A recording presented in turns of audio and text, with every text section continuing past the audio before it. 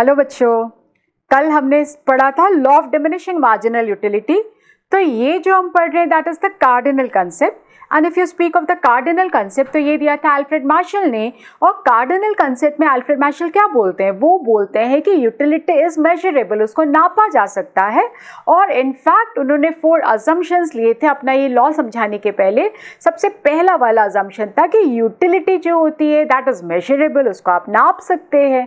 दूसरा बोलते थे यूटिलिटी इज एडिटिव, मतलब उसको जोड़ा जा सकता है। और हाँ, कंज्यूमर जो है हमारा दैट इज रैशनल, मतलब समझदार है, बुद्धिमान है। और जो फोर्थ वाला अजम्पशन होता था वो होता था the marginal utility of money remains constant. इसका तात्पर्य था कि 1 रुपए की जो यूटिलिटी होती है वो कंज्यूमर के दिमाग में कांस्टेंट हो जाती है, फिक्स हो जाती है।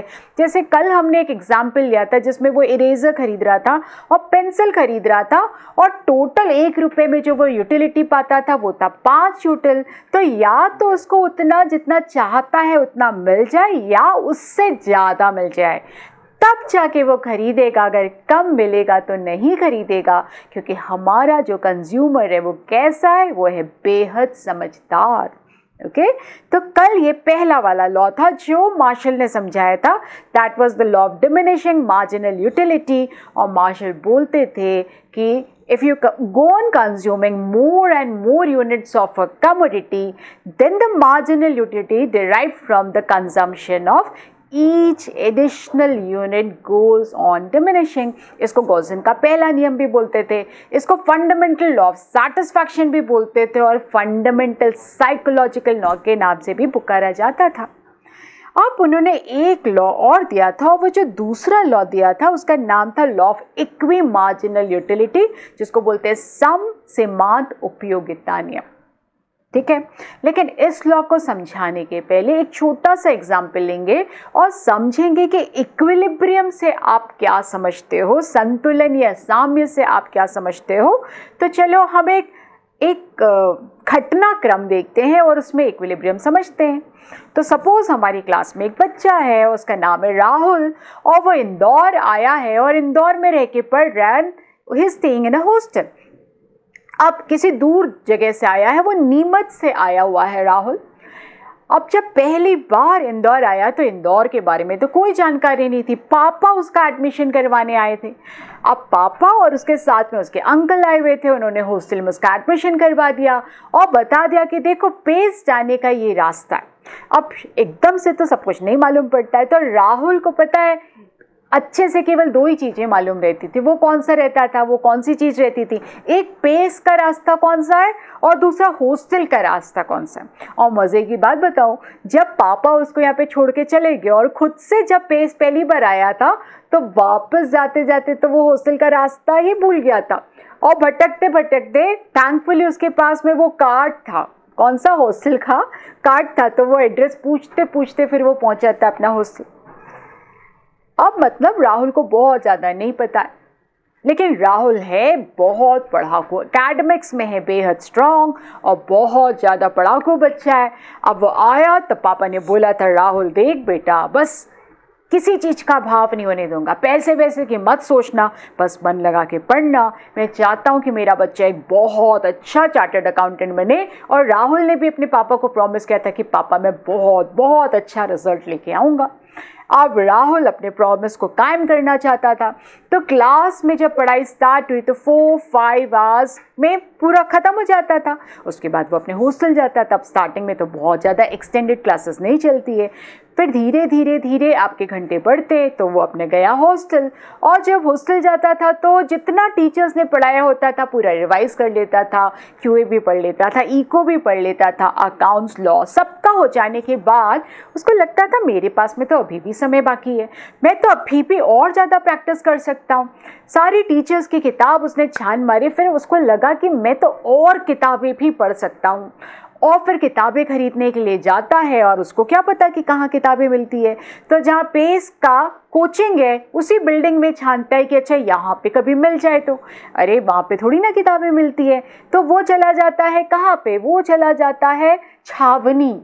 अब छावनी में जाता है, इंदौर में एक जगह है जिसका नाम है छावनी, वहाँ पे जाता है किताब ढूंढने के लिए।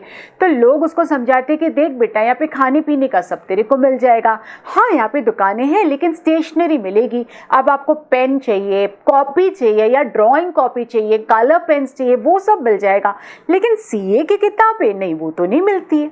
फिर वो भटकता भटकता भटकता जाता है राजवाड़ा, और राजवाड़ा जाता है, खूब ढूंढता है, खूब ढूंढता है, फिर उसको किताब नहीं मिलती। तो लोग बोलते भैया राजवाड़ा में ये थोड़ी ना मिलता है किताबें, वहाँ पे सजने धजने की जो चीज़ें चाहिए, कपड़े चाहिए, आपको कॉस्मेटिक का सामान चाहिए, आपको ज्वेलरी चाहिए, सब मिल जाएगा। तो वो पूछता है पड़ोस की दुकान से, अंकल बताओ ना किताबें कहाँ मिलेगी। तो उसके वो अंकल बोलते हैं कि देखो राजवाड़ा तक आ गए हो, बस थोड़ी सी दूर और चले जाओ और वहाँ पे मिलेगा आपको खजूरी बाजार। और ये इंदौर में किताबों का गढ़ है, आप किसी भी विषय की आप किताब मांगोगे तो वहाँ पे आपको मिल जाएगी। अब वो सोचता है कि इतनी सारी दुकानें, वहाँ पे करीबन 200-300 दुकानें थी। तो राहुल ने सोचा इतनी मेहनत कर ली है, मुझे अच्छी किताबें चाहिए, चलो थोड़ी सी मेहनत और कर लेता हूँ। और फिर वो 4-5 दुकानों में पूछता है और फिर भटकते भटकते उसको बताता है कि देखो ये स्टोर आपको नज़र आ रहा है ना, शिव शक्ति स्टोर, वहाँ चले जाओ। वहाँ जाता है और जाके उसका दिल खुश हो जाता है क्योंकि लाइन से सीए की किताबें रखी हुई थी और बहुत सारे अलग अलग ऑब्जेक्टिव किताबें उसको दिख रही थी। तो वो किताब निकालने लगता है, तभी वो जो दुकानदार होते हैं वो बोलते हैं कि देख लो कौन सी किताब चाहिए, ले लो। ये बोलता है कि अंकल डिस्काउंट। बोले नहीं नहीं, डिस्काउंट तो यहाँ पे नहीं मिलता। राहुल को थोड़ा सा बुरा लगता है कि यार जहाँ से मैं नीमच से आया हूँ वहाँ पे तो बच्चों को डिस्काउंट मिलता था, यहाँ पे तो एकदम से टेढ़े होके बोल रहे कि डिस्काउंट नहीं मिलेगा। तो उसने सोचा कि मैं 3-4 दुकानें और ढूंढ लेता हूँ। और फिर ढूंढते ढूंढते पहुंचता है एक और स्टॉल जिसका नाम था जैन बुक स्टोर।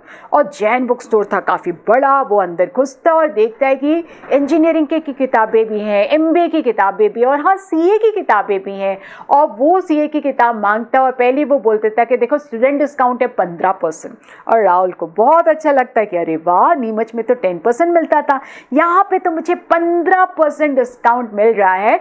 वो 1-2 दुकान और पूछता है पता है, लेकिन वहाँ पे इतना ज़्यादा कोई डिस्काउंट नहीं दे रहा होता है। तो वो वापस जाता है जैन बुक स्टॉल, वहाँ से अपनी सीए की किताबें पैक करवाता है। मैथ्स की किताब खरीदने गया था, मैथ्स की किताबें पैक करवाता और वापस अपने हॉस्टल आता और बढ़िया मन लगा के पढ़ने लगता है। कुछ दिन और बीतते, अब उसको लगता है कि मैथ्स में तो अच्छा कर रहा हूँ, चलो इको की भी कुछ नई वाली किताबें खरीद के ले आता हूँ। तो बच्चा अगर वो दोबारा इको की किताब खरीदने जा रहा है तो क्या फिर से वो छावनी जाएगा कि फिर से वो राजवाड़ा जाएगा कि सीधे खजूरी बाजार पहुंचेगा? यस, या थिंकिंग राइट। क्यों ढूंढेगा? खजूरी बाजार जाएगा और खजूरी बाजार में एक बार फिर से सारी दुकानों की रेकी करेगा कि सीधे जैन बुक स्टॉल में जाएगा?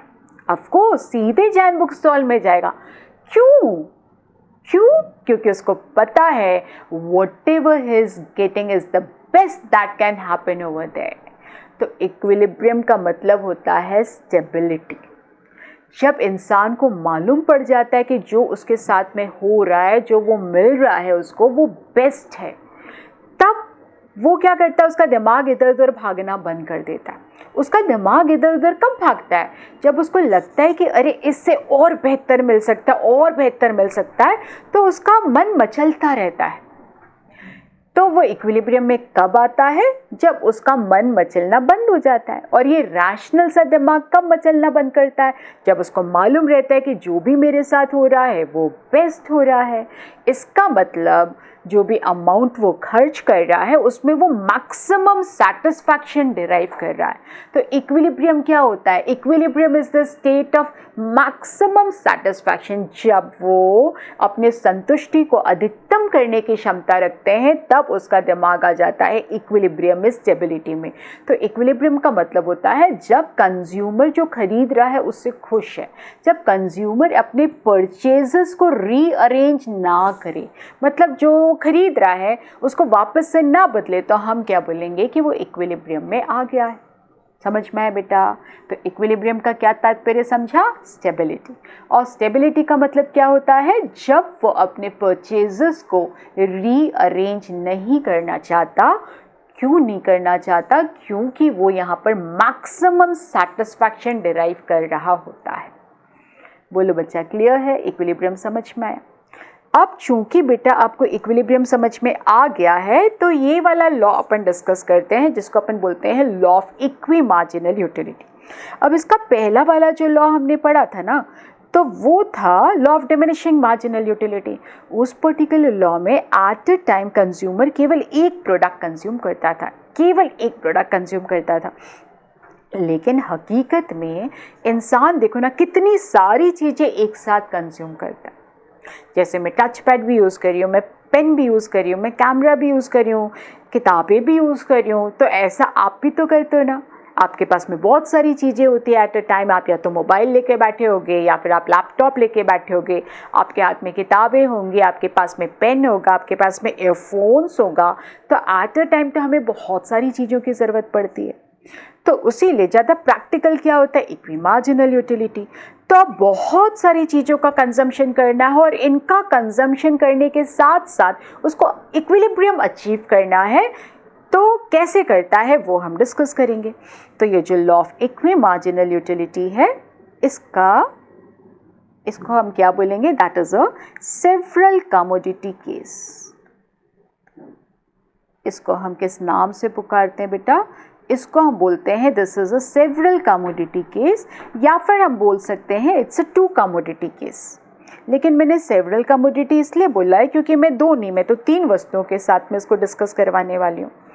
तो पहले मैं वो डिस्कस करवाऊंगी जो किताबों में लिखा रहता है, उसके बाद में अपन आगे समझेंगे।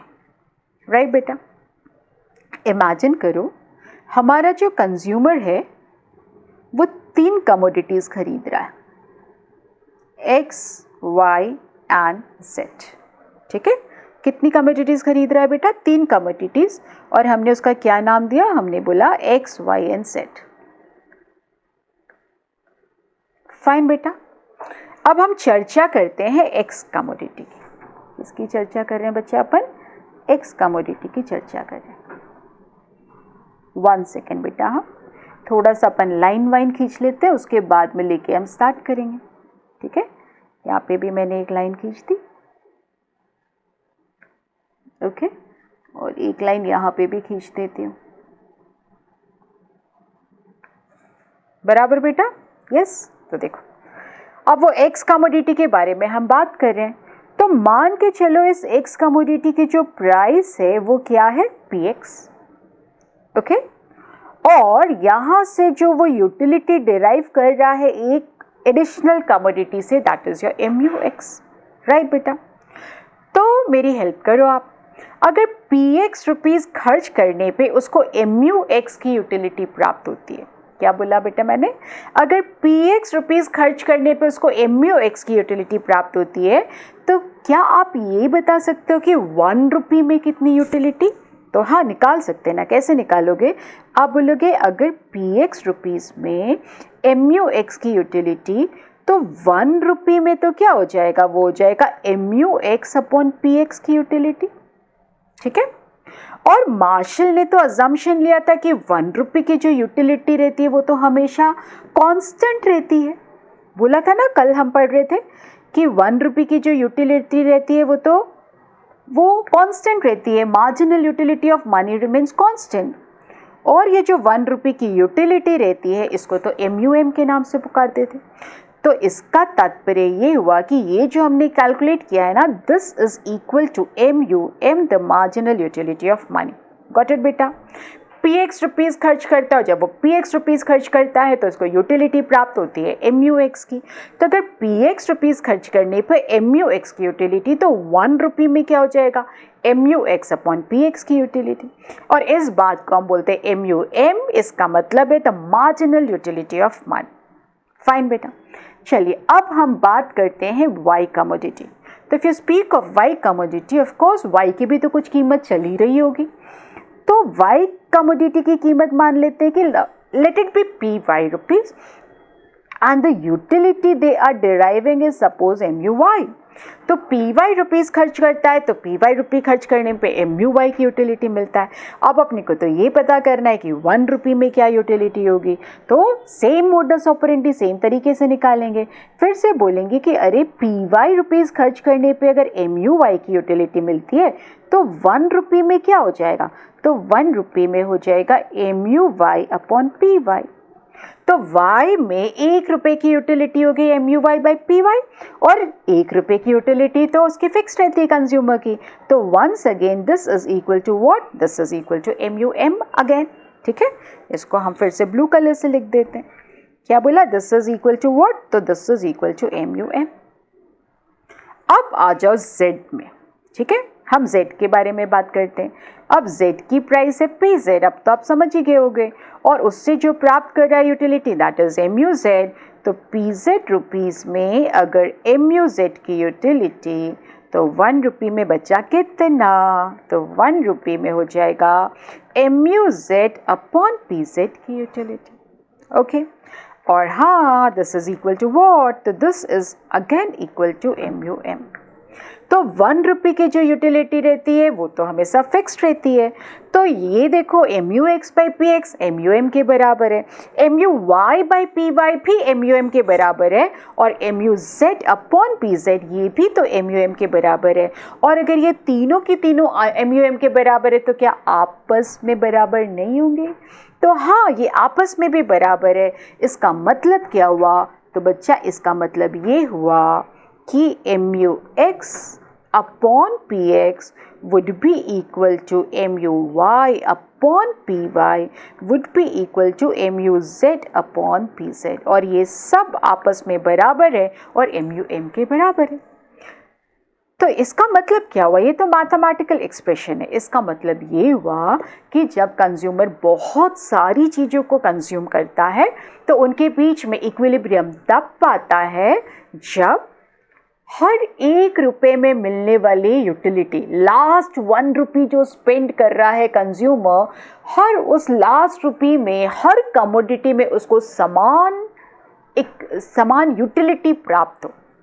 इसका मतलब क्या है, वापस से समझते हैं। देखो बेटा, हमने क्या समझा कि 3 कमोडिटीज़ है एक्स वाई जेड, उनकी जो प्राइसेस है वो है P X P Y and P Z, और पी एक्स रुपये से प्राप्त करता है एम यू एक्स की यूटिलिटी, पी वाई से एम यू वाई और पी जेड से एम यू जेड।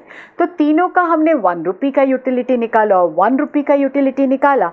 तो हमने इस प्रकार से कैलकुलेशन किया कि पी एक्स रुपीज़ खर्च करने पर अगर एम यू एक्स की यूटिलिटी है तो 1 रुपये में कितना है, तो 1 रुपये में आ जाएगा M U X upon P X, तो that amounts to M U M, मतलब marginal utility of money.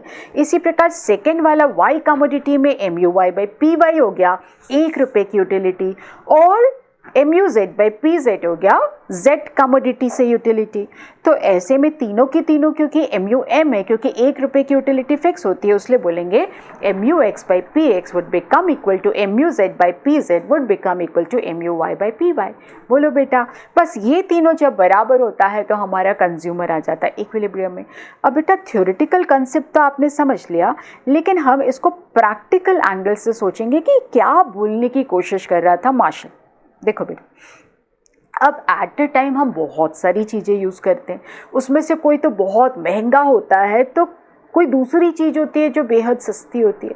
Imagine करो कि आप एक चार्टर्ड अकाउंटेंट बन चुके हो, और चार्टर्ड अकाउंटेंट बन चुके हो, आप खरीदते हो एक महंगी सी कार।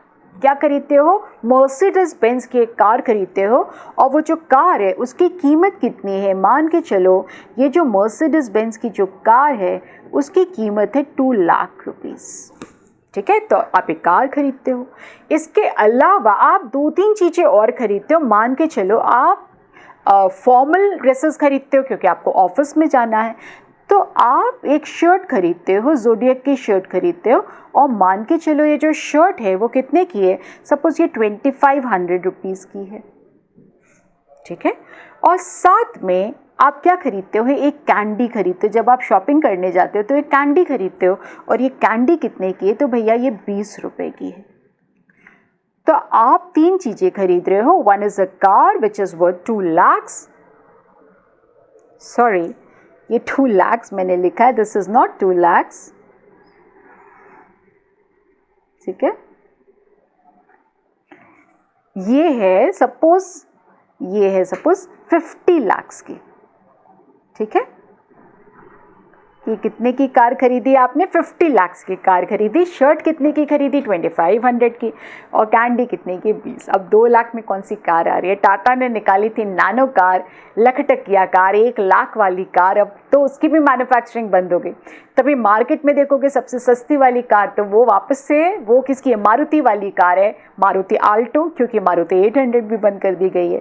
तो सो सॉरी, अपन ने क्या इमेजिन किया कि मर्सिडीज बेंज की कार खरीद रहा है, और कितने की कार खरीद रहा है? मानो पूरे 50 लाख रुपए की कार खरीद रहा है, और एक शर्ट खरीद रहा है, और शर्ट कितने की है? 2500 की है। और एक कैंडी खरीद रहा है, और वो कैंडी कितने की है? वो है 20 रुपए की। अब एक बात बताओ, आप खुद को इमेजिन करो, हाँ, मर्सिडीज बेंज की कार खरीदी, खुद अपनी कमाई से चार्टर्ड अकाउंटेंट बनने के बाद 50 लाख रुपए की कार खरीद के लाए हो, और उस कार में ड्राइवर सीट में बैठते हो और साथ में अपने पेरेंट्स को बोलते कि चलो एक राइड दिलवा के लाऊंगा, और पूरे खुद के पैसे से खरीदी हुई कार। कैसा लग रहा है? अरे बहुत मज़ा आ रहा होगा ना। क्या सेटिस्फैक्शन मिल रहा होगा कि खुद की मेहनत से कमाई हुई कार है और मम्मी पापा को राइड पे लेके जा रहे हैं। तो सच सच बताना कि 50 लाख की गाड़ी खरीदने में जितने आनंद की अनुभूति हो रही है, क्या उतना ही मज़ा एक 20 रुपए की कैंडी में आएगा? नहीं आएगा।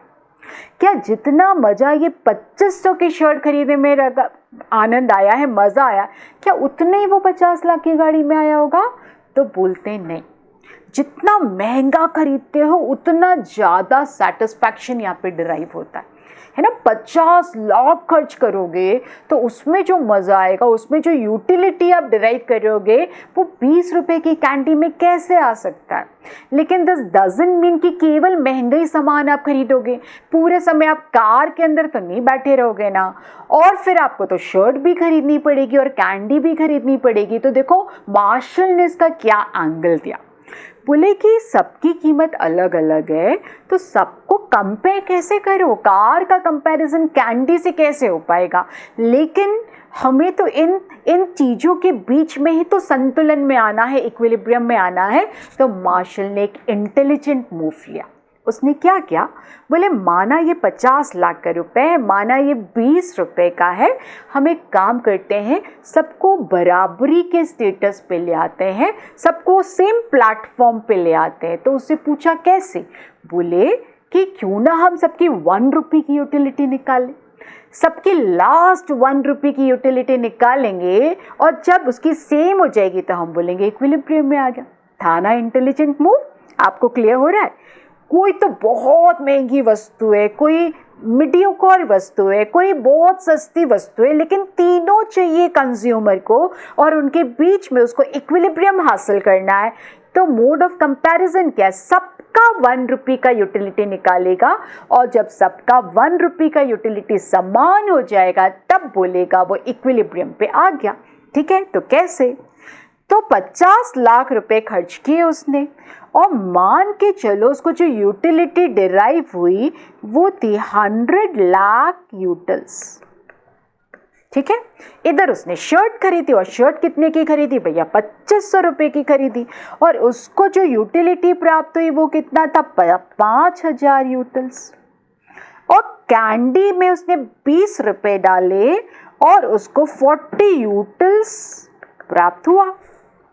अब सबका हम 1 रुपये का यूटिलिटी निकाल लेते हैं। तो 1 रुपये का यूटिलिटी अगर आप निकालोगे तो देखो 50 लाख खर्च करता है तो 100 यूटिल्स पाता है, तो 1 रुपये में कितना पाएगा? तो हम बोलेंगे 100 यूटिल, 100 लाख अपॉन 50 लाख। ये बात आपको समझ आई बेटा? कैसे? 50 लाख रुपए खर्च करता है तो 100 लाख यूटिल प्राप्त करता है। तो 1 रुपये में कितना पाएगा? 1 रुपये में पाएगा 100 अपॉन 50, तो कितना पाएगा? 2 यूटिल्स। ठीक है, तो कितना डिराइव किया उसने? 2 यूटिल डिराइव किया। इसी प्रकार से देखो 2500 रुपीज़ खर्च किया तो 5000 यूटिल्स प्राप्त किया, तो 1 रुपये में कितना मिला? तो 1 रुपये में हो जाएगा 2 यूटिल्स, है ना, 5000 अपॉन 2500। और यहाँ देखोगे तो वापस से 1 रुपये में जो डिराइव कर रहा है that is 40/20, it again amounts to 2 utils. इसका मतलब तीनों में देखो 1 रुपये की यूटिलिटी सेम हो चुकी है। यहाँ पे भी पा रहा है 2 यूटिल्स, इधर भी उसको मिलता है 2 यूटिल्स और इधर भी उसको मिलता है 2 यूटिल्स। और जैसे ही 1 रुपये की यूटिलिटी तीनों कमोडिटी में सेम हुई तो हम बोलेंगे हमारा कंज्यूमर इक्विलिब्रियम में आ चुका है। जब तक ये सेम नहीं होगा तब तक वो इक्विलिब्रियम में नहीं रह सकता। तो समझ आया, ये बताने की कोशिश कर रहे थे मार्शल कि आप बहुत सारी कमोडिटीज़ इकट्ठे कंज्यूम कर रहे हो, उसमें से कोई महंगा है कोई सस्ता है, एक महंगे वस्तु और एक सस्ते वस्तु का comparison is just not possible. इसलिए एक काम करो, 1 रुपये की यूटिलिटी सब में निकालो और जब ये सारी कमोडिटीज़ में सेम हो जाएगा 1 रुपये की यूटिलिटी तो हम बोलेंगे हमारा कंज्यूमर जो है वो इक्विलिब्रियम में आ गया। बस इसी चीज़ को मार्शल ने इस प्रकार से समझाया था कि इक्विलिब्रियम में कब आएगा, when mux by px would be equal to muy by py would be equal to muz by pz, meaning that the consumer attains equilibrium when the utility derived in the last 1 rupee becomes the same। इसको बोलते हैं law of equi marginal utility. तो एक बार इसको अपन highlight कर लेते हैं, ठीक है।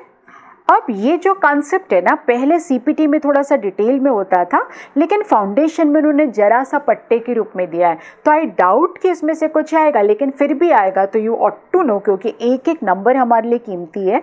तो law of equi marginal utility देखो, what does it state, the consumer attempts to maximise his or her utility which means that the consumer chooses the most preferred bundle of goods. ठीक है, वो उन चीज़ों को लेता है जिसमें वो अपनी यूटिलिटी को मैक्सिमाइज कर सकता है।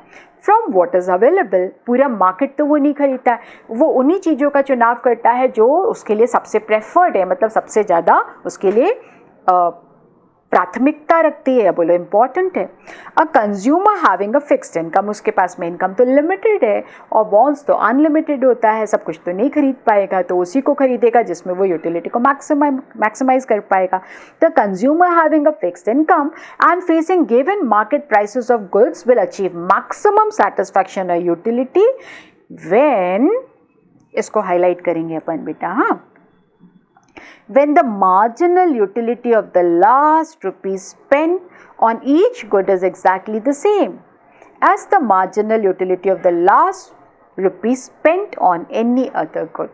आखिरी 1 रुपया खर्च करने पे जब यूटिलिटी समान हो जाती है तब हम बोलते हैं वो इक्विलिब्रियम पे आ चुका है, संतुलन या साम्य में आ गया है, और उसका मैथमेटिकल एक्सप्रेशन होता है ये। ठीक है, अब आप सवाल पूछोगे कि मैम ये तो बताओ कि इसमें क्वेश्चन कौन कौन से आते हैं। तो law of equi marginal utility है, सच बताऊं तो क्वेश्चन की तादाद कम रहती है। अब इसमें क्वेश्चन क्या आ सकते हैं, पहला क्वेश्चन आता है कि इसके दूसरे नाम बताओ। तो इसके दूसरे नाम 2 और नाम होते हैं। तो पहला नाम आप लिखोगे बेटा गॉसन सेकेंड लॉ।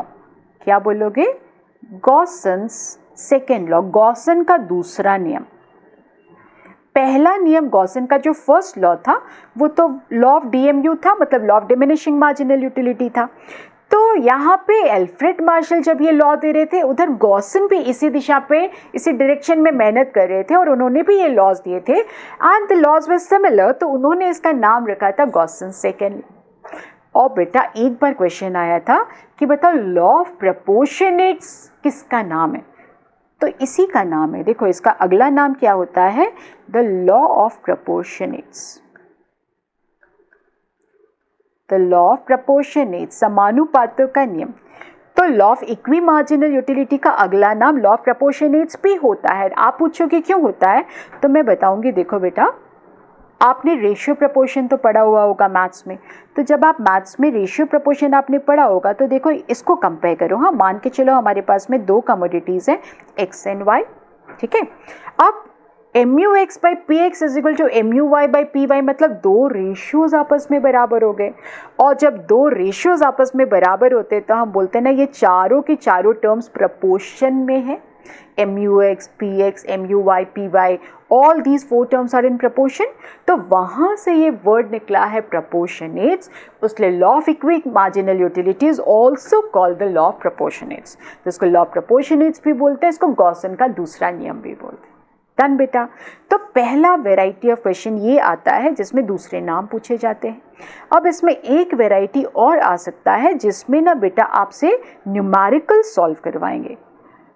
तो चलो हम इसके न्यूमेरिकल्स एक बार डिस्कस कर लेते हैं, क्योंकि न्यूमेरिकल आते हैं तो what is the pattern in that. Very simple, जब भी न्यूमेरिकल आते हैं तो दे कंसिडर ओनली 2 कमोडिटीज़। तो कुछ इस प्रकार का सवाल आएगा, मान के चलो कि there are 2 commodities X and Y. क्या बोला अपन ने? There are 2 commodities X and Y. और जस्ट इमेजिन कि जो एक्स है उसकी जो कीमत है, चलो हम एक्स एंड वाई क्यों माने, हम मान ही लेते हैं ना 2 चीज़ें। तो हमने कौन सी 2 चीज़ें खरीदी? तो हमने खरीदा एक चिप्स का पैकेट, ठीक है, और एक खरीदा माजा का टेट्रा पैक। चिप्स का पैकेट खरीदा और माजा का टेट्रा पैक खरीदा। और ये जो चिप्स का पैकेट था, मान के चलो ये 35 रुपीज़ का था, और माजा का जो टेट्रा पैक था दैट वाज वर्थ 25 रुपीज़। ठीक है, ये हमने माना। अब चिप्स से जो अपने को यूटिलिटी मिली ना, दैट वाज 80 यूटिल्स। चिप से जो अपने को यूटिलिटी मिली दैट वाज 80 यूटिल्स। और पूछेंगे बताओ माजा का कितना है। तो पहला समय मैं कर देती हूँ, आप देखो हाउ टू डू इट। तो जब भी कोई इस प्रकार का सवाल आए ना, तो हमारे पास में जो फॉर्मूला है उसको लिखो। और फॉर्मूला क्या होता है? MUX/PX is equal to MUY/PY। क्या फॉर्मूला होता है बेटा? MUX/PX becomes equal to MUY/PY। अब है ना, इसको मान लेते x, तो ये क्या हो जाएगा y, और यहाँ पे जाके डालो। 3 डेटा दिया रहेगा, 1 डेटा वुड बी मिसिंग, जो आपको फाइंड आउट करना पड़ेगा। तो चलिए हम इसकी जगह सब्स्टिट्यूट करते हैं। अब x का प्राइस है 35, मतलब px के स्थान पे हो जाएगा 35। ठीक है, px के स्थान पे क्या हो जाएगा 35। तो यहाँ पे अपन ने डाला 35, और उससे जो यूटिलिटी प्राप्त कर रहा है वो दिया है, और वो कितना दिया हुआ है? That is given to be 80 utils. अब यहाँ पे देखो py कितना दिया हुआ है, तो py is also given, that is given to be 25। लेकिन हमें क्या नहीं बताया है, तो to calculate we have to calculate the value of MUY। तो चलो हम यहीं पे कैलकुलेट कर लेते हैं। हम देख रहे हैं कि 5 से कैंसिल हो रहा है, तो 5 5 25 हो जाएगा, 5 7 35 हो जाएगा। तो फिर MUY की जो वैल्यू हो जाएगी वो जाएगी 80 × 5, मतलब 400, और अपॉन में आ जाएगा 7। और अगर आप कैलकुलेटर में इसको प्रेस करोगे तो 400 divided by 7 it amounts to 57.14। कितना आ गया बेटा? 57.14। क्या आपको समझ में आया? कोई भी एक चीज़ को मिस कर देंगे और जो मिसिंग डेटा होगा वो आपसे बोला जाएगा कि आप उसको कैलकुलेट करके बताओ। बोलो बेटा, क्लियर टू ऑल? ओके, एक सम और कर लेते हैं। हाँ, उसके बाद में आप पीछे जो क्वेश्चंस दिए हुए एक्स्ट्रा असाइनमेंट में you can take up that. तो ये मैंने आपको पहला क्वेश्चन करवाया, will take up yet another question. और अब की बार हमने बोला कि क्या खरीदना है उसने। तो सपोज उसने एक कॉपी खरीदी है और एक उसने कैलकुलेटर खरीदा है। कौन सा कैलकुलेटर? कैसियो का कैलकुलेटर खरीदा है। अब ये जो कैलकुलेटर है ना, उसकी जो प्राइस है, मानो ये 200 रुपीज़ है, और इससे जो यूटिलिटी वो पा रहा है ना, suppose that is of 300 rupees. अब कॉपी की यूटिलिटी हमें मालूम है, और कॉपी की यूटिलिटी है 80 रुपीज़। तो आपको बताना है कि इसकी इसकी जो यूटिलिटी है, इसकी जो यूटिलिटी है दैट इज 80 यूटिल्स, और इसकी जो यूटिलिटी है दैट इज 300 यूटिल्स, और हमें बताना है कि कॉपी की प्राइस क्या है। तो बच्चों, क्या आप कर पाओगे? तो ठीक है, इसको होमवर्क के रूप में ले लो। इसी प्रकार से करना है। फॉर्मूला आपके सामने लिखा हुआ है। MUX by PX is equal to MUY by PY। अब आपको ये देखना पड़ेगा कि फॉर्मूला तो है, अब इसमें मिसिंग क्या है, तो आप बताओ बच्चों क्या मिसिंग है। तो इसमें MUX तो देखो दिया हुआ है 80 utils, MUY is also given to be 300 utils, PY की वैल्यू है 200 रुपये। The only thing missing that is your PX। और आप तो CA के बच्चे हो, कैलकुलेशंस में बहुत महारत हासिल रखते हो, तो आप इसको निकाल के बताओगे और कल जब हम पढ़ेंगे तो आप बताओगे कि इसका आंसर क्या आ रहा है। राइट बेटा, तो ये था आपका law of equi marginal utility. तो मार्शल ने 2 लॉज बताए थे, एक था law of diminishing marginal utility, अगला वाला था law of equi marginal utility. अब बेटा हम एक नया कंसेप्ट डिस्कस करने वाले हैं, और ये जो नया वाला कंसेप्ट है वो है कंज्यूमर सरप्लस। ठीक है, तो नया वाला हेडिंग बनाते हैं बेटा। फाइन, और इसका जो हेडिंग अपन लिखेंगे वो क्या लिखेंगे, वो हो जाएगा आपका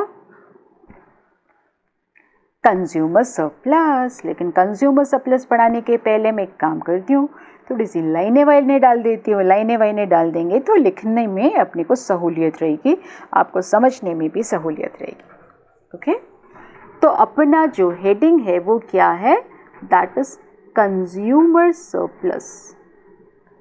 कंज्यूमर सरप्लस, जिसको हिंदी में बोलते हैं उपभोक्ता का आधिक्य। किस नाम से बोला जाता है, उपभोक्ता का आधिक्य। अब ये क्या होता है, तो चलो हम समझें। तो पता हमारी क्लास में एक लड़की है जिसका नाम है पारुल। क्या नाम है, पारुल। अब वो यहाँ पर पढ़ने आई, ठीक है, वो भी हॉस्टल में रहती थी। अब रक्षाबंधन का समय आया। अब पहली बार जब घर से हॉस्टल आते हैं तो थोड़ा सा बुरा लगता है ना, एडजस्टमेंट में दिक्कत आती है, मम्मी पापा की बहुत याद आती है, और हॉस्टल लाइफ एकदम से अलग पड़ जाती है। तो पारुल बेसब्री से इंतज़ार कर रही थी, रोज़ पूछती थी कि मैम बताओ ना कब छुट्टी दोगे। तो मैंने पारुल को बोला, देख बेटा पारुल, रक्षाबंधन आ रहा है और रक्षाबंधन के समय आपको हम लीव देंगे। तो पारुल बहुत खुश हो गई, बोले कि अरे वाह, मैं घर जाऊंगी, मैं घर जाऊंगी। तो रक्षाबंधन के दौरान में उसके पापा की बर्थडे आ रही थी, और आप तो सब जानते हो पापा और बेटी का तो कुछ बहुत ही स्ट्रॉन्ग बॉन्डिंग होता है। तो पारुल ने सोचा मैं घर जा रही हूँ और पापा की बर्थडे, तो मैं कुछ ना कुछ तो सरप्राइज़ दूंगी। अब सरप्राइज़ तो देना है, लेकिन क्या करें, हॉस्टल में थोड़ी सी कड़की हो जाती है, इतना जेब में पैसा बचता नहीं है। अब घर में रहने से क्या होता था, जब भी पैसों की आवश्यकता पड़े पापा से मांग लो, मामा से मांग लो, और अपन खरीद के ले आते थे। लेकिन यहाँ पर तो हम फाइनेंशियल मैनेजमेंट सीख जाते हैं कि वो थोड़े से पैसे में कैसे महीने का गुजारा किया जाए। अब उसको पैसों की तो ज़रूरत पड़ रही थी, लेकिन पापा से मांगे तो कैसे मांगे, पापा के लिए तो सरप्राइज़ है, फिर पापा को पता पड़ जाएगा। और मम्मा से भी नहीं मांगना चाहती थी क्योंकि यार मम्मा कभी ना कभी बता देगी। तो उसने क्या किया, उसने कुछ पुरानी वाली सेविंग करके रखी थी, उसको चेक किया कितनी है, और इस मंथ के लिए भी जो पापा ने खर्चा दिया था उसमें से भी उसने सेविंग की। और जब उसने अपनी गुल्लक तोड़ी तो उसने देखा उसमें थे 1000 रुपीज़। मतलब अगर वो कुछ खरीदना चाहती है तो दैट इज़ विद इन 1000। तो वो सोचने लगी मैं क्या खरीदूं। फिर उसको लगा क्यों ना मैं पापा के लिए एक वॉच खरीद के ले जाऊं, लेकिन था केवल 1000। अब बहुत महंगी तो नहीं खरीद सकते थे, लेकिन कोई नहीं, बेटी जो लाएगी इतने प्यार से लाएगी, पापा तो कलाई में बांधेंगे ही बांधेंगे। तो क्लास जब ख़त्म होती थी तो वो जाती थी इधर उधर ढूंढने के लिए, मॉल्स वगैरह में ढूंढने जाती थी कि कहाँ से खरीदूँ, विंडो शॉपिंग करती थी। तो एक उसको घड़ी की दुकान दिखाई दी और उसने देखा अरे वाह ऐसी खूबसूरत घड़ियाँ थी, लेकिन उसको लग रहा था कि पता नहीं कितने प्राइस की होगी, महंगी होगी।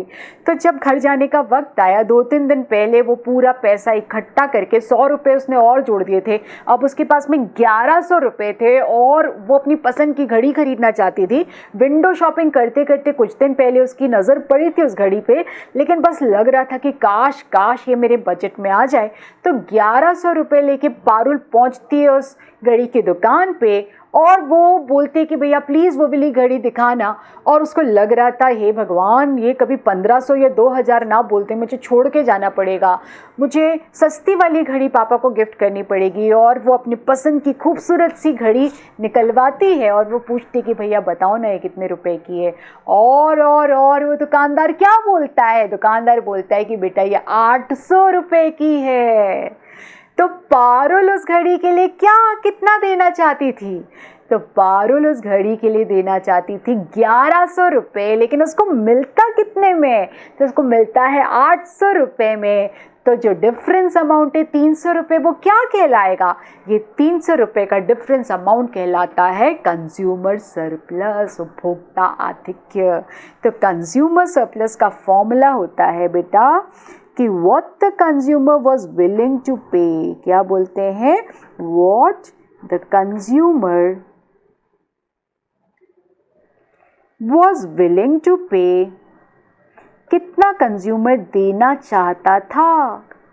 क्या बेटा? कितना कंज्यूमर देना चाहता था minus what he actually pays, what he actually pays। आया बेटा समझ में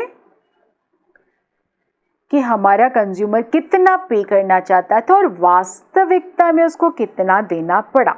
जैसे अभी हमने जो पारुल का एग्जाम्पल लिया, पारुल उसके लिए कितना देना चाहती थी? 1100 रुपये देना चाहती थी, और हकीकत में पारुल को कितना देना पड़ा? तो 800 रुपये देना पड़ा। तो उसका जो डिफरेंस अमाउंट है वो कितना है? वो है 300 रुपये। और ये 300 रुपये क्या बन जाएगा? वो बन जाएगा कंज्यूमर का सरप्लस। समझ में आया? अब इसके ऊपर क्वेश्चन आया था कि बताओ कंज्यूमर सरप्लस का कंसेप्ट किसने दिया? तो क्या आप जानते हो? क्लास जानती है। तो कंज्यूमर सरप्लस का कंसेप्ट एक बार फिर दिया था अल्फ्रेड मार्शल। और अल्फ्रेड मार्शल ने मतलब दो तो लॉज दिए, law of diminishing marginal utility दिया, law of equi marginal utility दिया, और कंज्यूमर सरप्लस का कंसेप्ट भी इन्हीं ने समझाया है जिनका नाम है अल्फ्रेड मार्शल। ओके तो ये तो एक सिंपल सा हमने फॉर्मूला लिखा कि what the consumer was willing to pay minus what he actually pays. अब हम देखेंगे कि इसके न्यूमेरिकल कैसे करते हैं, how do you actually calculate the consumer surplus. ठीक है, तो मैं एक टेबल बना रही हूँ, ऑलराइट, और यहाँ पे लिख रही हूँ मार्जिनल यूटिलिटी, और एक तीसरा कॉलम बना रही हूँ and that is of price.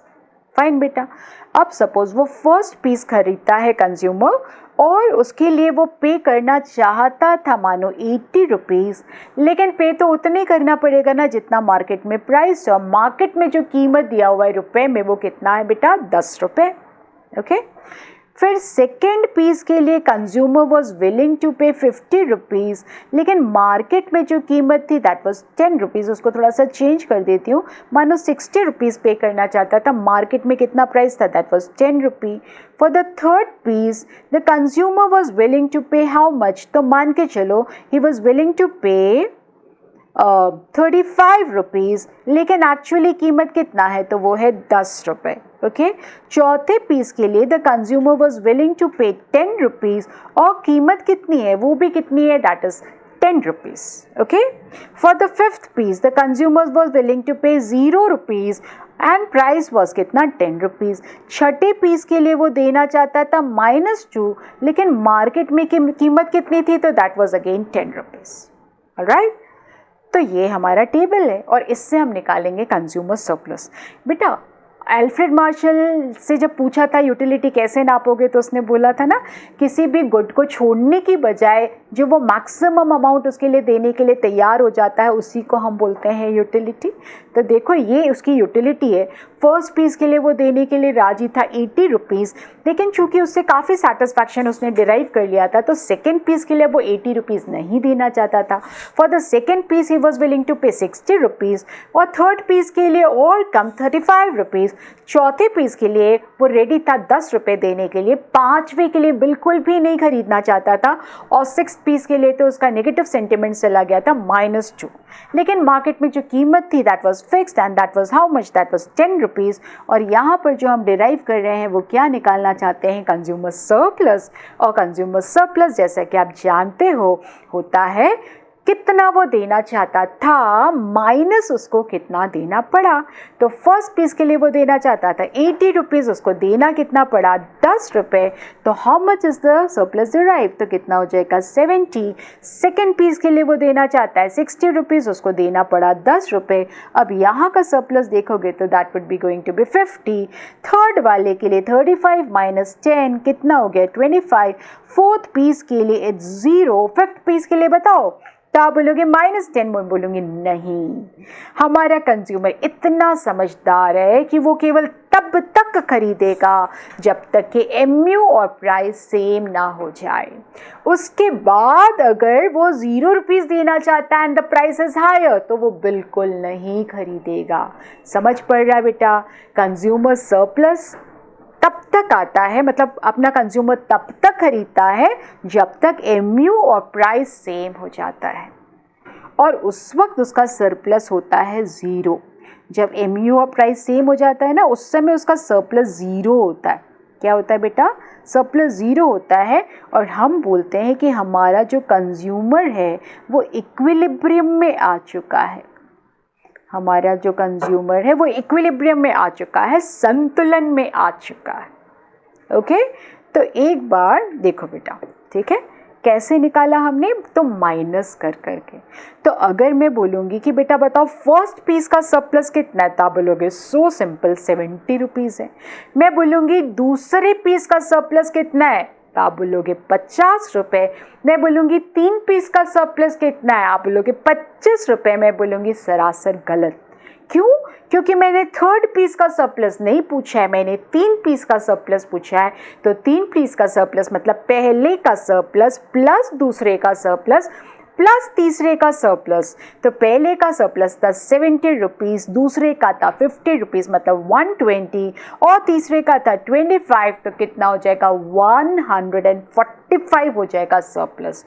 चौथे पीस का बोलेंगे तो बोलोगे 0, लेकिन जब मैं 4 पीस का बोलूँगी तो आप फिर से बोलोगे 145। तो समझ में आया? हमारा कंज्यूमर कितने पीसेस खरीदेगा? हमारा कंज्यूमर 4 पीसेस खरीदेगा, उसके बियॉन्ड नहीं खरीदेगा।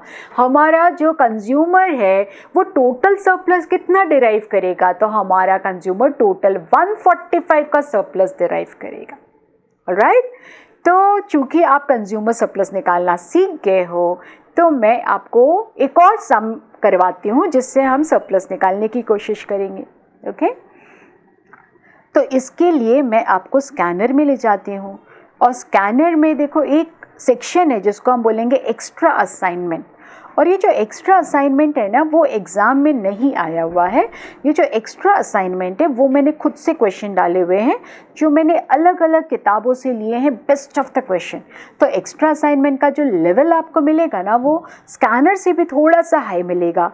लेकिन आपके पास में तो अभी समय है, तो I want you to do them also, क्योंकि उनको सॉल्व करोगे तो आपको थोड़ा सा और सोचने पे मजबूर होगे और थोड़ा सा और कंसेप्चुअल क्लैरिटी आप एक्सपेक्ट कर सकते हो।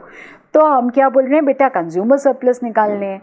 तो कंज्यूमर सरप्लस निकालने के लिए हम, चलो ये वाला सम नहीं, नॉट द सम, आगे है कंज्यूमर सरप्लस का सम। तो I take you to that particular सम।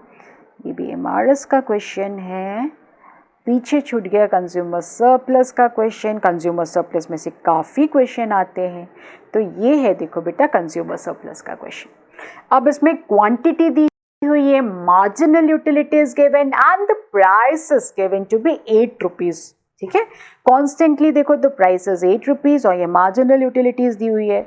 और फिर उन्होंने कंज्यूमर सरप्लस पूछा है, 1 यूनिट खरीदता है तो कितना, 3 यूनिट्स खरीदता है तो कितना, 5 यूनिट्स खरीदता है तो कितना।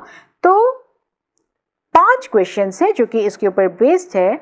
तो एक काम करेंगे, हम पहले इसको सॉल्व कर लेते हैं और फिर हम चलेंगे और देखेंगे कि what are the questions which are being asked. तो आप मेरी मदद करना बेटा, यहाँ पर मैं लिख रही हूँ कंज्यूमर सरप्लस, और कंज्यूमर सरप्लस का फॉर्मूला तो आप जानते हो कि कंज्यूमर कितना पे करना चाहता था माइनस उसको कितना पे करना पड़ा।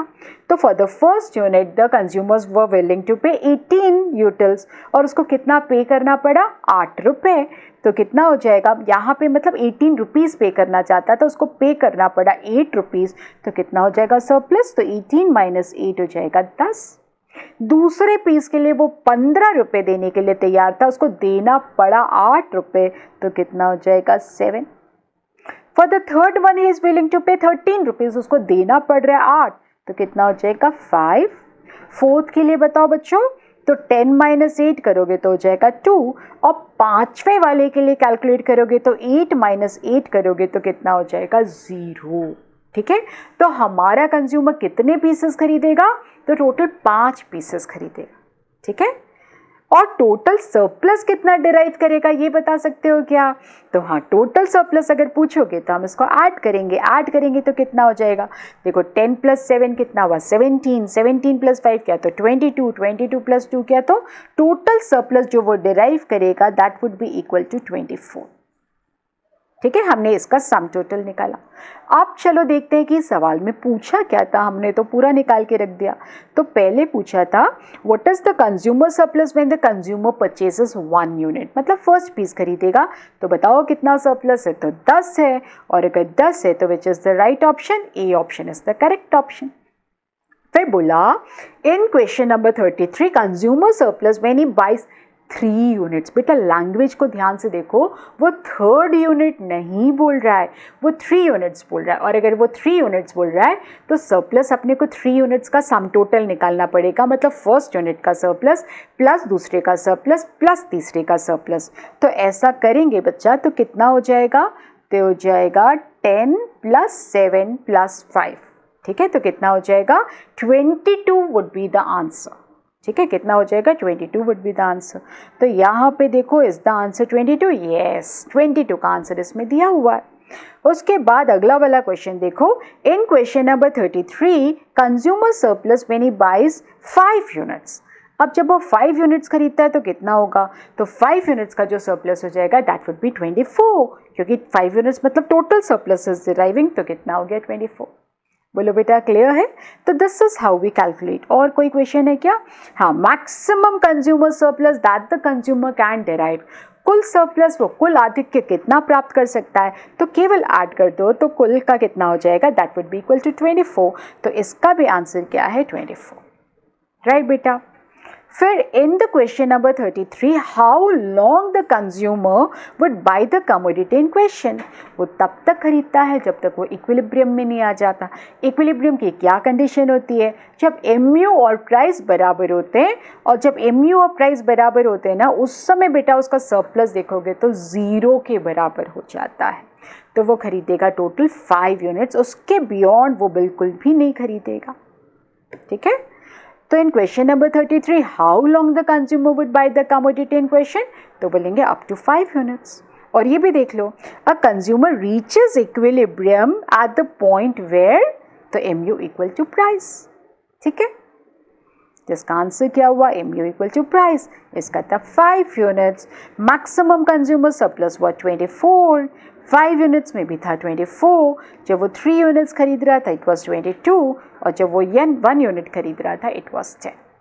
ठीक है, लेकिन कंज्यूमर सरप्लस निकालने का पता एक फॉर्मूला और होता है, यहीं पे सिखा दूं क्या, तो यहाँ पे सीखते हैं।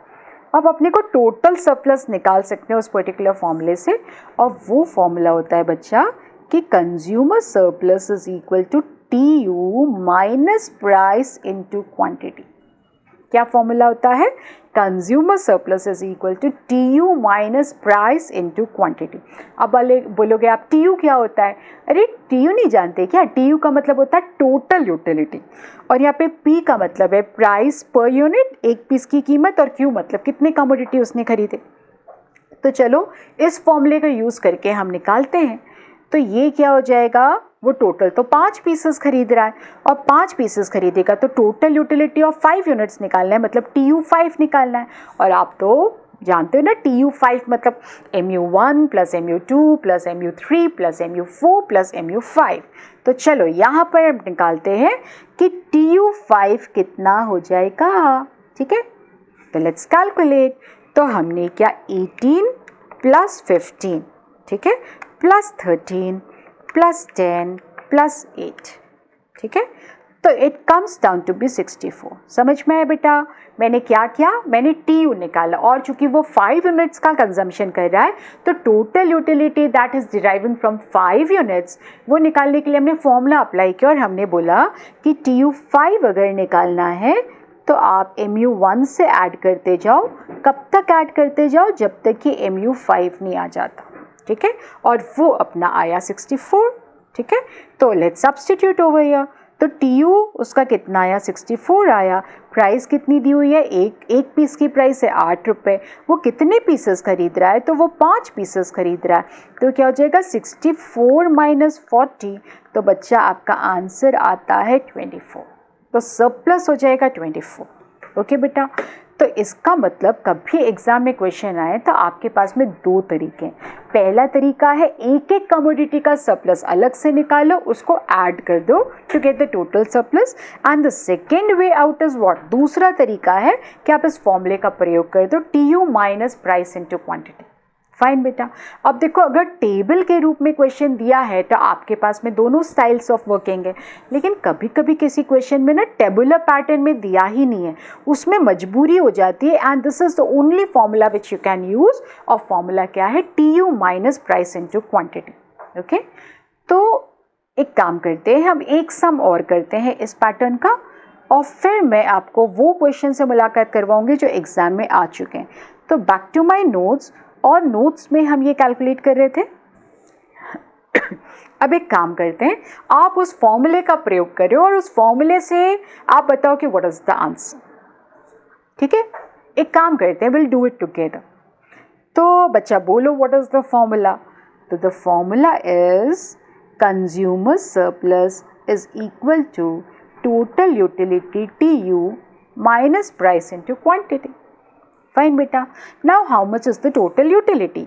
तो टोटल यूटिलिटी निकालना है। अब यहाँ पे देखो, हमारा कंज्यूमर तो केवल तब तक खरीदता है जब तक कि MU और प्राइस बराबर नहीं हो जाता, और उस वक्त सरप्लस जो आता है वो 0 आता है। तो 4 पीसेस वो टोटल खरीदेगा। तो अगर वो 4 पीसेस खरीदेगा तो चलो टोटल यूटिलिटी निकालेंगे। और टोटल यूटिलिटी निकालने के लिए बच्चा पता है, हम ना इसको जोड़ेंगे, यहाँ से यहाँ तक जोड़ देंगे। तो जोड़ देंगे तो आएगा TU।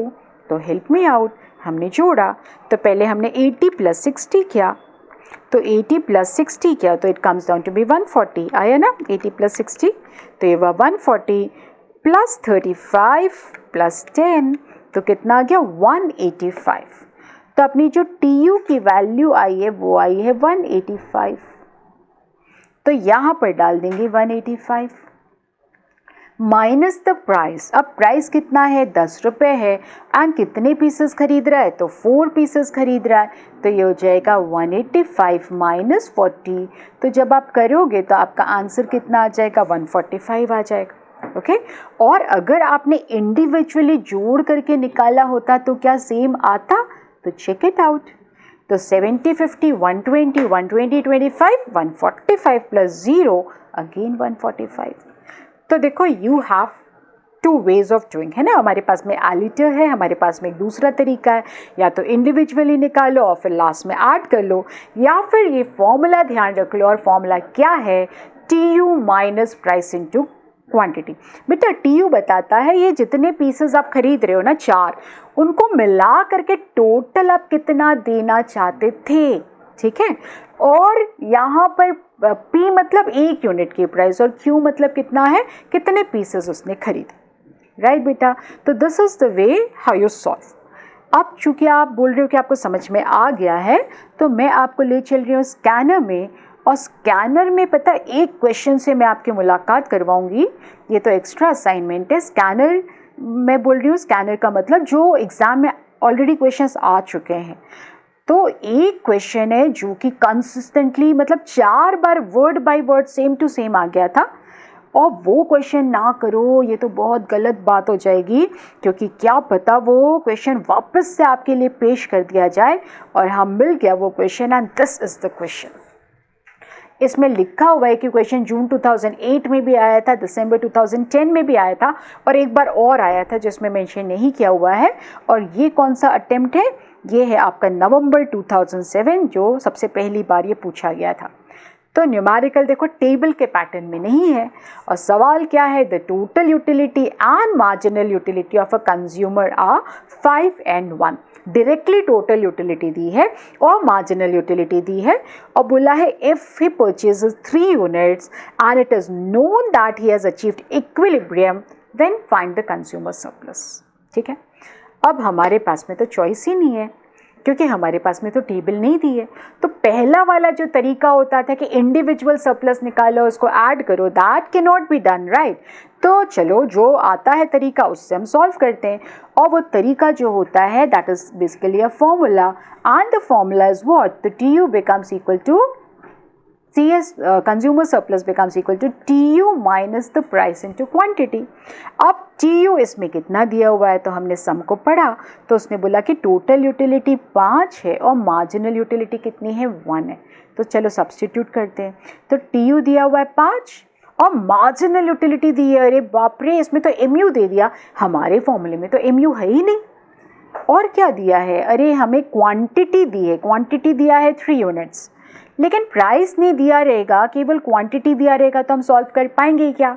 अरे बुद्धू, अभी तो हमने डिस्कस किया था ना, क्या डिस्कस किया था कि MU और प्राइस तो सेम रहता है ना इक्विलिब्रियम में, यही बोल रहे थे ना, MU प्राइस सेम रहता है, तो फिर हमें चाहिए ही क्यों प्राइस? एक काम करो, प्राइस के स्थान पर MU की वैल्यू पुट कर दो। ये आपको क्लियर हुआ बेटा? MU is equal to price कब बराबर होगा? At equilibrium. और उसने साफ साफ लिखा है कि हमारा कंज्यूमर इक्विलिब्रियम में पहुंच गया है, तो फिर प्राइस की जगह पे आप क्या डालोगे? प्राइस की जगह में हम डालेंगे 1 और अगर 1 डालोगे तो ये हो जाएगा 5 - 3 and so the consumer surplus would be equal to 2। Did you get it? आया बेटा सॉल्व करना? तो यहाँ पे देखो 2 का ऑप्शन है क्या? तो हाँ 2 का option.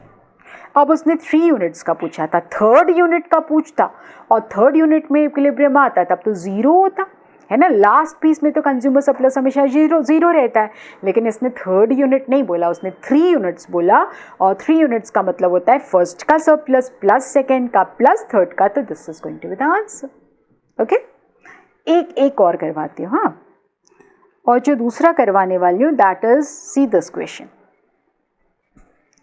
If the total utility is 320 and the price the consumer pays is 180, what would be the consumer surplus? ठीक है, अब फिर से टेबल वेबल तो है नहीं, तो करना क्या है? तो करना है क्या, हमें लिखना है फॉर्मूला। और फॉर्मूला क्या है कि कंज्यूमर सरप्लस होता है TU minus price into quantity. और देखो TU इसमें दिया हुआ है and the total utility is given to be 320 and if you speak of this thing P into Q, बेटा इसमें ना पूरा एक्सपेंडिचर ही दे दिया। देखो ना, the price the consumer pays, the price the customer pays, मतलब that is equal to P into Q। तो P into Q की वैल्यू दी है 180, तो इसको सॉल्व करोगे तो आपका आंसर कितना है? That is 140। तो ये हो गया आंसर 140। ओके, तो इसका मतलब कंज्यूमर सरप्लस के न्यूमेरिकल तो समझ गए, राइट। इसमें कंज्यूमर सरप्लस के न्यूमेरिकल आते हैं काफ़ी।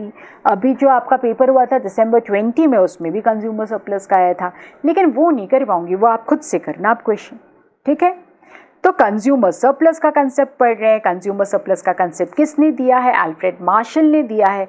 फॉर्मूला क्या होता है? फॉर्मूला होता है what the consumer was willing to pay minus what he actually pays. वो कितना पे करना चाहता था माइनस उसको कितना देना पड़ा। तो वो पे करना चाहता था 1100 रुपये, उसको कितना देना पड़ा? तो 800 रुपये। तो फिर डिफरेंस अमाउंट कितना हुआ? 300। उसको बोलेंगे that is the consumer surplus. Alright, अब बेटा यहाँ पे देखो दिया हुआ है, क्वांटिटीज़ दिया है, MU दिया है, प्राइस दिया है, सरप्लस हमने खुद निकाल लिया। अब इसमें केवल न्यूमेरिकल थोड़ी ना आता है, थ्योरेटिकल क्वेश्चंस भी आते हैं। तो कौन कौन से थ्योरेटिकल क्वेश्चन आते हैं वो मैं डिस्कस करवा देती हूँ, विच इज़ वेरी इंपॉर्टेंट। बेटा पहला तो आता है कि बताओ कंज्यूमर सरप्लस किसने दिया? तो आप बोलोगे अल्फ्रेड मार्शल ने दिया। इस बात को ध्यान से सुनिएगा। दूसरा उसका ये फॉर्मूला पूछा जाता है तो फॉर्मूला भी हमने डिस्कस कर लिया है, कंज्यूमर कितना पे करना चाहता था माइनस उसको कितना पे करना पड़ा। अब बताओ यहाँ पर प्राइस मैंने लगातार 10 10 10 10 10 लिए, जब मैंने एक्स्ट्रा असाइनमेंट का क्वेश्चन सॉल्व किया उसमें 8 8 8 8 8 आई। अब अगर प्राइस बदलेगी तब तो सरप्लस भी बदलेगा कि नहीं बदलेगा? अग्रीड? प्राइस बदलेगी तो एमयू माइनस प्राइस चेंज हो जाएगा, तो बार बार बदलता जाएगा। तो नहीं, क्यों? क्योंकि अल्फ्रेड मार्शल ने यहाँ पे एक अजम्पशन लिया। क्या अजम्पशन लिया है? कि ये जो मार्केट है ना, ये एक परफेक्टली कॉम्पिटिटिव मार्केट है, पूर्ण प्रतिस्पर्धा का बाजार है। कैसा बाजार है बेटा? ये एक परफेक्टली कॉम्पिटिटिव मार्केट है, ये एक पूर्ण प्रतिस्पर्धा का बाजार है। ठीक है, तो आप बोलोगे ये क्या होता है मैम? तो मैं बताऊंगी बेटा, ये सब्जियों का बाजार होता है, एग्रीकल्चरल मार्केट। आलू, प्याज, दूध, दही, इनका जो मार्केट रहता है ना, इसको बोलते हैं परफेक्टली कॉम्पिटिटिव मार्केट। और ये मार्केट में खास बात होती है कि यहाँ पे प्राइसेस यूनिफॉर्म रहते हैं। आप दूध देख लो बेटा, कोई भी दूध वाला देने के लिए आ रहा होगा, उसकी प्राइस हमेशा सेम रहती है। और अगर आप सब्जियां खरीदने जाओगे, कहीं पे भी प्याज की कीमत पूछ लो तो आपको सेम प्राइस बताएंगे। तो परफेक्ट कंपटीशन, क्या बोलते हैं? परफेक्टली कॉम्पिटिटिव मार्केट एक ऐसा मार्केट फॉर्म होता है जहाँ पे प्राइस हमेशा कांस्टेंट रहती है। उसलिए कंज्यूमर सरप्लस का जो कंसेप्ट है उसमें मार्शल ने प्राइस को कभी भी नहीं बदला है। तो वो वाला टेंशन नहीं है कि प्राइस बदलेगी तो क्या होगा, the price wouldn't change. Why? क्योंकि मार्केट का फॉर्म है परफेक्टली कॉम्पिटिटिव मार्केट। ठीक है, और एक सवाल जो करीबन 8 बार आ चुका होगा कि कंज्यूमर सरप्लस मार्शल के कौन से लॉ के ऊपर बेस्ड है, कौन से नियम पर आधारित है? आप बता सकते हो क्या? Consumer surplus is based on which law? तो consumer surplus is based on the law of diminishing marginal utility. देखो ना, यहाँ पे मार्जिनल यूटिलिटी लगातार डिमिनिश हो रही है, वही तो बता रहे हैं। जैसे जैसे क्वांटिटी को इंक्रीज करते चले जा रहे हैं वैसे वैसे यहाँ पे एमयू गिर रहा है, मतलब MU is diminishing over here, मतलब this is based on the law of diminishing marginal utility. ठीक है, तो बेटा क्या क्या इंपॉर्टेंट? तो पहला इंपॉर्टेंट है कि ये जो कंज्यूमर सरप्लस का कंसेप्ट है, concept has been given by Alfred Marshall. ठीक है, concept has been given by Alfred Marshall. दूसरा, ये कौन से लॉ पे बेस्ड है? तो ये एलडीएमयू मतलब law of diminishing marginal utility पे बेस्ड है।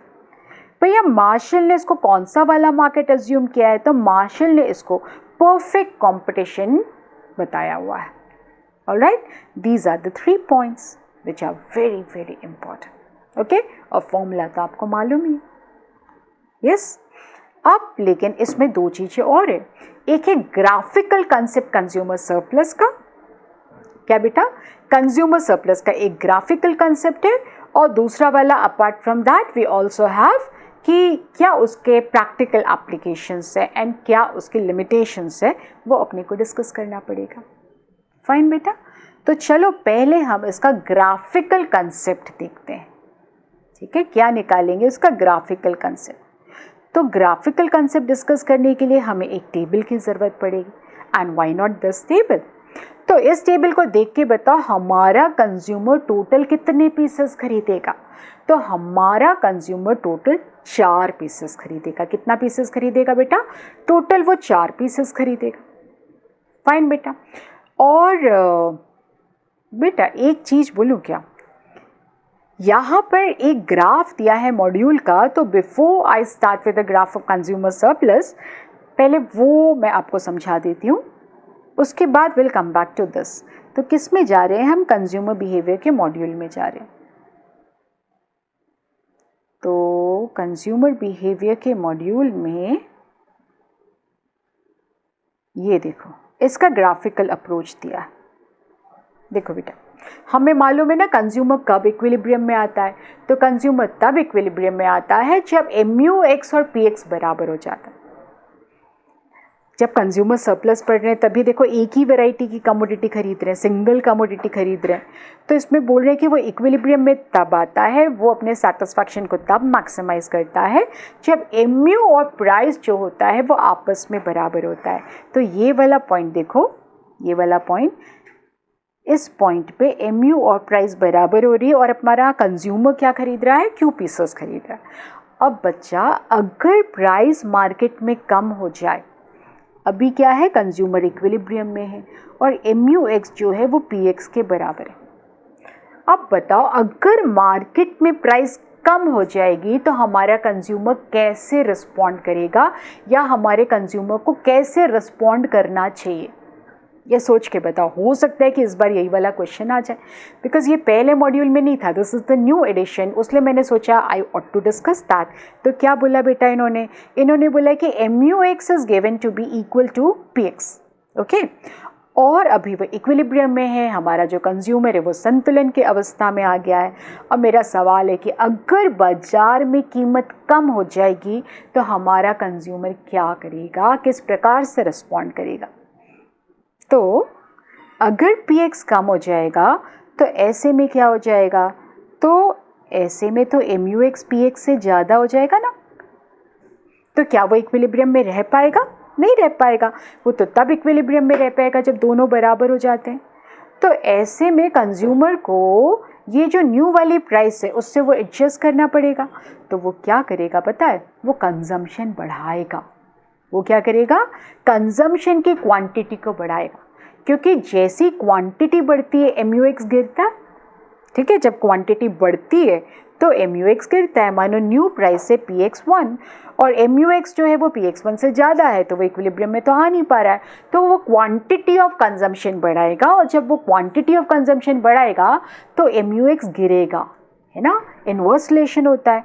और मान के चलो MUX फॉल हो के न्यू मार्जिनल यूटिलिटी हो गई MUX1 और वो किसके बराबर हो जाएगा, PX1। तो एक बार फिर से वो इक्विलिब्रियम में आ जाए। तो डिड यू गेट इट, जब भी प्राइस मार्केट में फॉल होती है तो इक्विलिब्रियम डिस्टर्ब हो जाता है।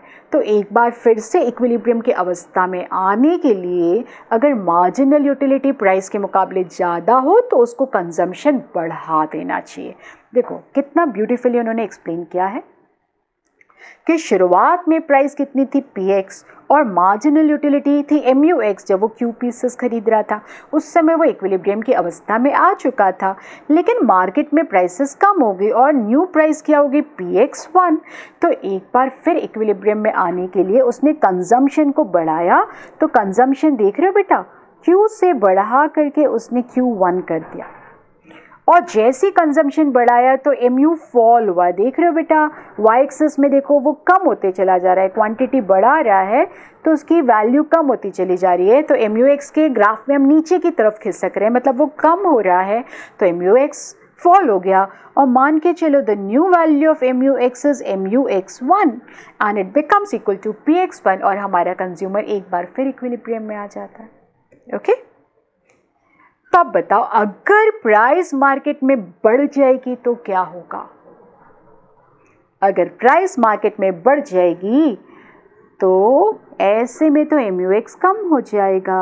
हम एक स्केल की मदद ले लेते हैं। तो हमने बोला इमेजिन करो कि बाजार में प्राइस बढ़ जाती, तो अगर बाजार में प्राइस बढ़ जाएगी तो जो न्यू प्राइस होगी वो हो जाएगा P2, ठीक है। तो प्राइस P2 है और MUX तो इधर था, तो MUX क्या हो जाएगा, अभी तो कौन सा वो रेड वाले पॉइंट में देखो उधर MUX था, तो यहाँ पर MUX अब कम हो चुका है PX से। MUX जो है वो न्यू प्राइस मतलब PX2 से कम हो चुका है। अब क्या करें, तो हाँ क्या करोगे, MUX को बढ़ाना है। MUX को बढ़ाने के लिए क्वांटिटी का कंजम्पशन उसको कम कर देना चाहिए। तो अगर वो कंजम्पशन को लेके रिड्यूस कर देगा, देखो अगर वो कंजम्पशन को लेके रिड्यूस कर देगा, Q से लेके कम कर देगा, तो Q से लेके जब वो घटा देगा तो क्या हो जाएगा, तो ये बन जाएगा बेटा, क्या बन जाएगा, मानो Q2, ठीक है। ये क्या हो गया बेटा, ये हो गया Q2। और फिर एक बार देखो MU और प्राइस आपस में मिल चुके हैं, क्योंकि इस पर्टिकुलर बिंदु में MUX2 becomes equal to PX2। Got it बेटा।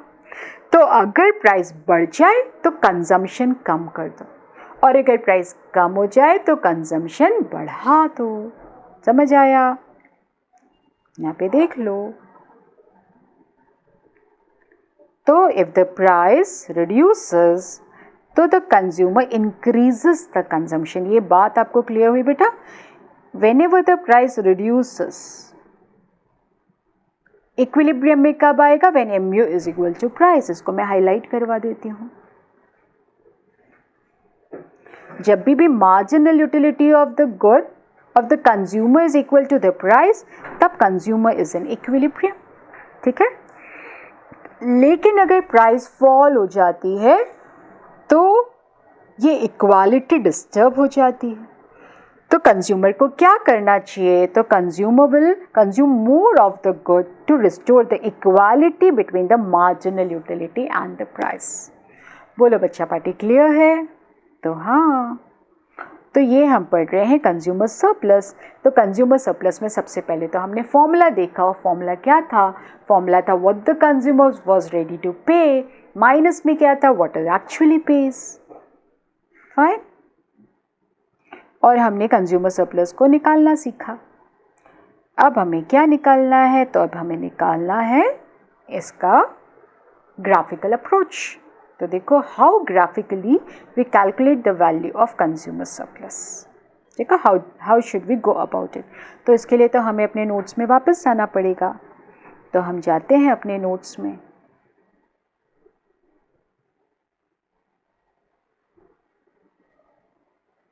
और नोट्स में जाके हम इसकी प्लॉटिंग वॉटिंग करते हैं और फिर देखते हैं कि what is the value of the consumer surplus. Okay fine बेटा। तो आज हमने इसके न्यूमेरिकल पढ़े और हमने देखा कि कंज्यूमर सरप्लस क्या होता है।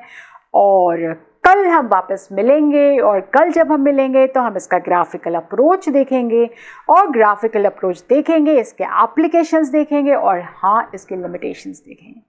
तो यहाँ पे करते हैं समाप्त। बहुत बहुत धन्यवाद। Thank you so much. Have a nice day. Love you all.